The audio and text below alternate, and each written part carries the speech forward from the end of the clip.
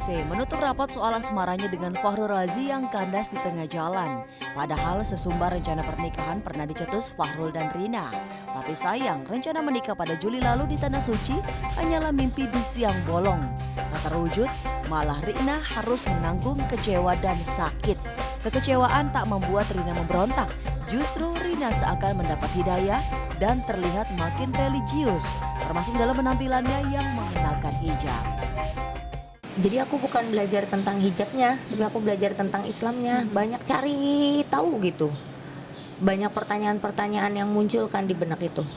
Kenapa perempuan harus berhijab gitu? Dan ternyata aku dapat jawabannya. Kesatu, sebetulnya untuk menghormati diri sendiri. Yang paling pertama, untuk menghormati diri sendiri. Nah, kenapa dari selama ini aku nggak pernah dapet ini?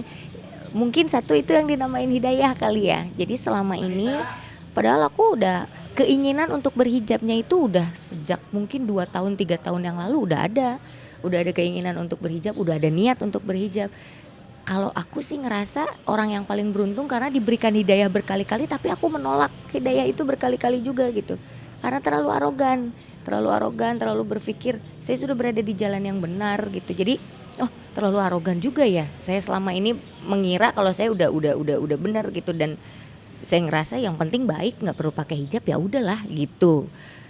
Yang penting aku nggak ngumbar aurat gitu. Yang penting pakai baju panjang-panjang aja, udah aja nggak usah pakai tutup kepala. Dan ternyata tutup kepala itu dianjurkan bukan hanya untuk muslim aja, ternyata di berbagai agama lain pun juga dianjurkan perempuan memang seharusnya menutup kepalanya.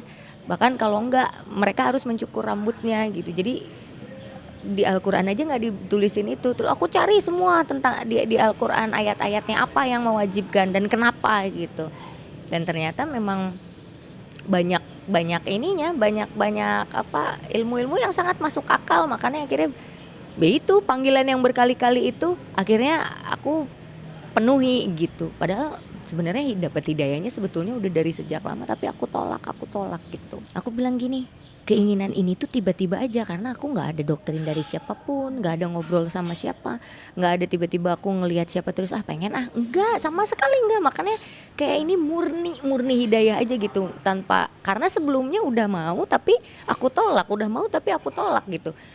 Ini jadi kayak murni gitu, nggak ada dari siapa-siapa dulu sebelumnya. Nah tapi ada beberapa masalah kan hidup, pencarian, ibaratnya ini petualangan batin, pencarian jati diri, pencarian ini, pencarian itu, berpikir sampai akhirnya menemukan bahwa oke, intinya kita harus bertawakal, intinya berserah diri sama Allah. Sampai aku kemarin pas aku mau hijab, terus aku bilang sama kakak aku mau hijab nih, tapi kan kita banyak kontrak acara-acara, kasih tahu aja dulu kira-kira mulai kapan.